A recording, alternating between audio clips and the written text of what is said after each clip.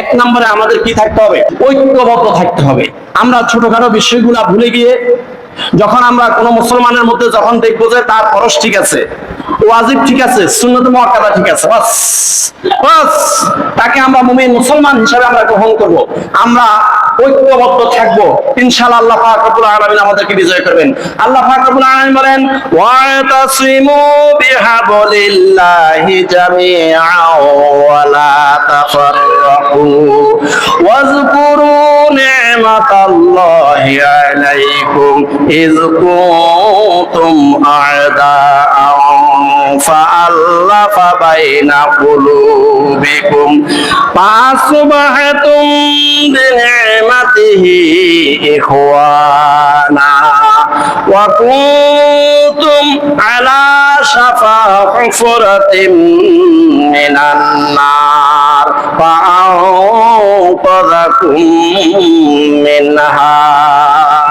সূরা আলে ইমরান আয়াত নম্বর 103। আল্লাহ রাব্বুল আলামিন বলেন যে ওয়াতাসিমু বিহাবলিল্লাহি জামিআ, ও আমার ঈমানদার মুমিন মুসলমানরা তোমরা ঐক্যবদ্ধ থাকো, ওয়ালা তাফাররাকু, ছোটখাটো বিষয়গুলো নিয়ে কামা কামড়ি করে পৃথক হইও না। মোবার মতো বিষয়গুলো যেগুলা তোমার ইচ্ছে হলে করো, না করলে কোনো সমস্যা নাই, গুনাহ নাই, এমন বিষয়গুলা নিয়ে ঝগড়াঝাটি করে তোমরা পৃথক হইও না। ওয়ালা তাফাররাকু, তোমরা পৃথক হইও না। ওয়াজকুরু নি'মাতাল্লাহি আলাইকুম, আমি আল্লাহ রাব্বুল আলামিন তোমাদেরকে যে সমস্ত নিয়ামত দান করেছি ওই নিয়ামতগুলো তোমরা স্মরণ করো। ইয কুনতুম আ'দাআন, তোমরা এক সময় পরস্পর শত্রুতা পোষণ করেছিলে, এক সময় তোমরা শত্রু ছিলে। ফাআল্লাফা বাইনা কুলুবিকুম, অতঃপর আমি আল্লাহ তোমাদেরকে ঈমানের মতো দৌলত দান করে, ঈমানের মতো নিয়ামত দান করে তোমাদেরকে আমি বন্ধুত্বে পরিণত করে দিলাম, তোমাদের অন্তরে মহব্বত ঢেলে দিয়েছিলাম। ফাসবাহতুম বিনি'মাতিহি ইখওয়ানা, আল্লাহর রহমতে তোমরা এরপরে ভাই ভাই হয়ে গিয়েছো। ওয়া কুনতুম আলা শাফা হুফরাতিন মিনান নার, তোমরা এক সময় জাহান্নামের কিনারে ছিলে। আল্লাহ পাক রব্বুল আলামিন বলেন, ফাআনকাযাকুম মিনহা, তোমাদেরকে আমি ঈমানের মতো দৌলত দান করে, ঈমানের মতো নিয়ামত দান করে জান্নাতের উচ্চ মাকাম তোমাদেরকে দান করেছে।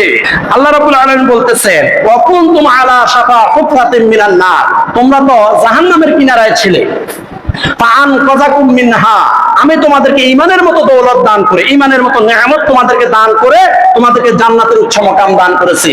এই শুকরিয়া আদায় করে তোমরা কি করবা? ওয়াতাসিমু বিহাবলিল্লাহ, তোমরা ঐক্যবদ্ধ থাকবে। ওয়ালা তাফাররাকু, নফল, মুস্তাহাব, মুস্তাহাসান এবং মুবার মতো ছোটখাটো বিষয়গুলো নিয়ে মারামারি করে তোমরা পৃথক হইও না। তোমরা দলে দলে বিভক্ত হয়ে যেও না। দলে দলে যদি বিভক্ত হয়ে যাও তাহলে এই শুভেন্দু কসাইয়ের মতো অসংখ্য ফেরাউন নমরুদ তৈরি হবে তোমাদেরকে ধ্বংস করার জন্য। অতএব ওয়ালা তাফাররাকু, তোমরা পরস্পর পৃথক হইও না।